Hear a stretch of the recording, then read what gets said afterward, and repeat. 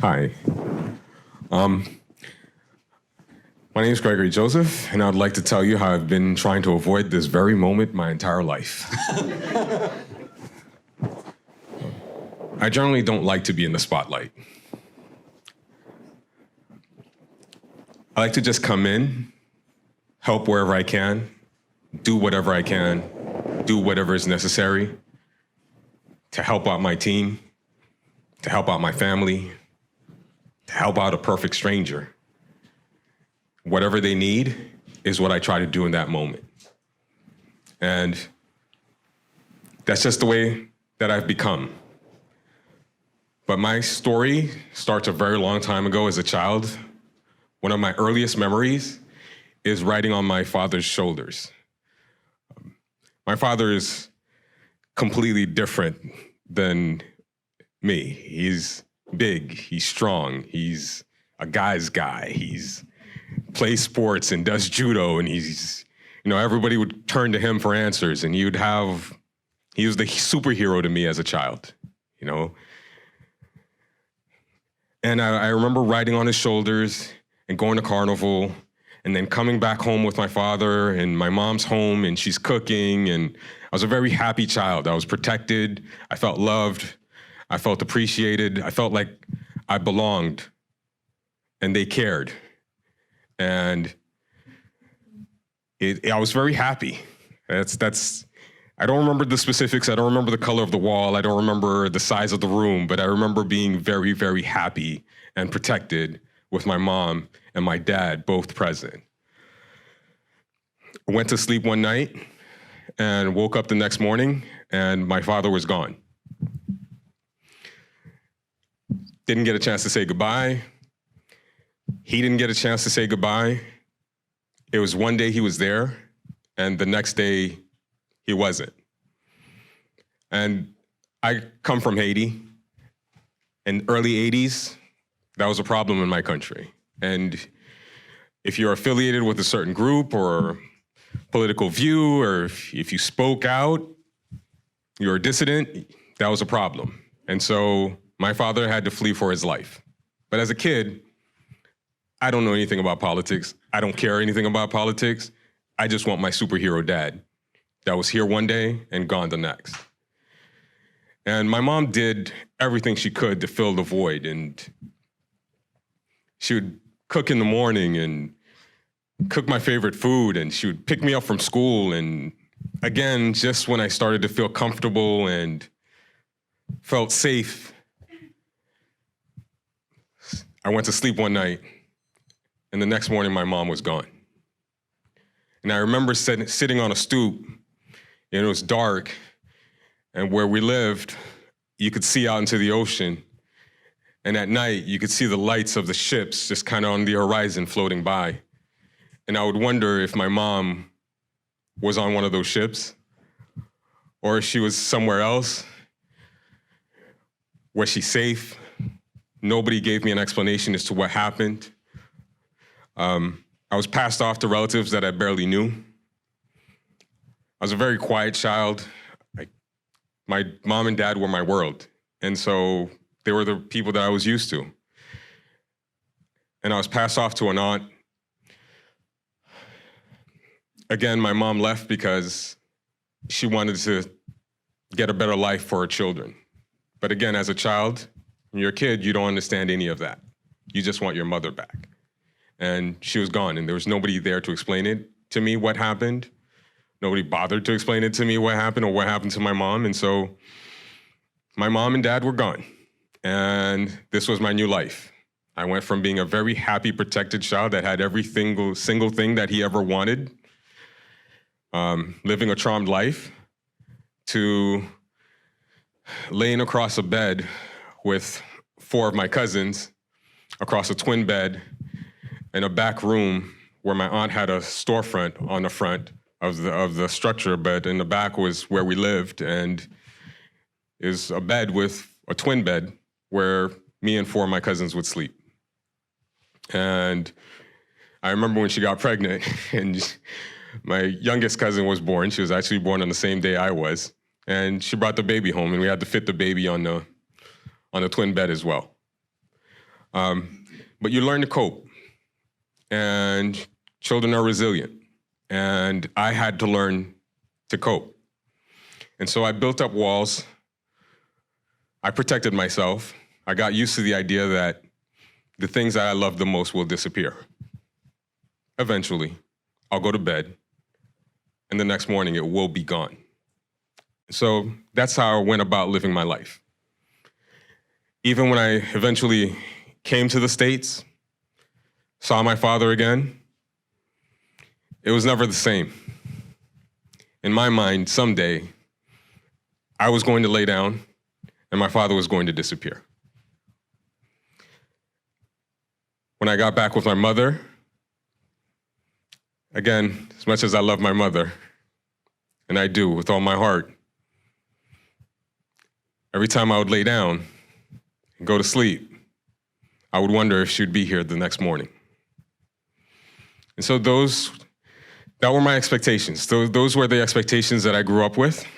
Those were the expectations that I became an adult with. And in my lifetime, I've met one person that was absolutely insistent on that she would never go away the next morning, and I married her. Let that one get away. But again, that's something that's kept in the back of my mind. It was that at any given moment, the things that I loved, that I knew could go away. And 9 years ago, an afternoon, I faced a very real possibility that my wife could be gone. Not through her own volition, but there was an earthquake in my country, and it took me 3 days to find out whether my wife was alive or dead. By the third day, we were entertaining thoughts of mass burial graves, and I had to entertain the very idea that my wife could be buried somewhere and I would never know where she was. And the one person that was my rock, I would never be able to say goodbye to her. And at that point, we came back to the States, and I had a decision to make.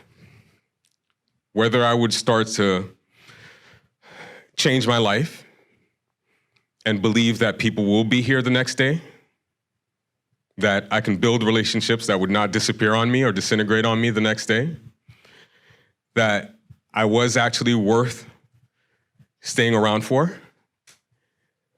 Because as a kid, when people disappear on you and they don't show up, you start to wonder, is it you? Maybe I'm not good enough, I'm not worth sticking around for. And so by that third day, a lot of things were going through my head. People I've lost. But the most important thing that kept going through my head was the people that I do still have. And the relationships that I'm not taking full benefit of. Because I have these walls, I have these fears that they will disappear. If I get too close, I get too comfortable, I get too appreciative, I love it too much. I need it too much. I depend on it too much. It will eventually disappear. So I made a decision to change my life. And I came back to the States. I doubled down and I devoted my life to helping other people. And that's why I like working customer service. Every day I get to help somebody out. To most people, it seems like a very small thing. To me, it means the world. Because at that moment, that person needs somebody to be there for them. And I, every day, recall not having somebody there for me. I recall being passed around. I recall not being good enough to invest too much time into. That's how I felt. And so every opportunity that I have, I want to step up. To my teammates, every time that you've needed me, my first question is, what do you need? What can I do? It's just really because I know what it's like when you're in a tough bind and you don't have people that you can depend on. I like to be the dependable person that you can come to, and I'll show up for you every moment. And to my team, very demanding, I'll tell you, but it's the same that I ask of them, right? Every day that we show up, we show out. We give our best foot forward. We give 100% of ourselves to what's needed in that moment. We hold no reserve. We live everything out on the field so that the person knows maybe we got it absolutely right, maybe we didn't, but we gave it an honest 100%, best of our ability. We gave it a good shot, and we were here in that moment. As a leader, I understand that the walls that I built, keeping people at a distance, doesn't work. I've been avoiding this moment, like I said, but I open up to you guys now so you understand why it's important for us as my team, but Jeg as my family, to show up every day. We do what we say we're going to do. We deliver on what we say we're going to deliver. And if we get it wrong, we fix it. It's just we have to show up for each other every day.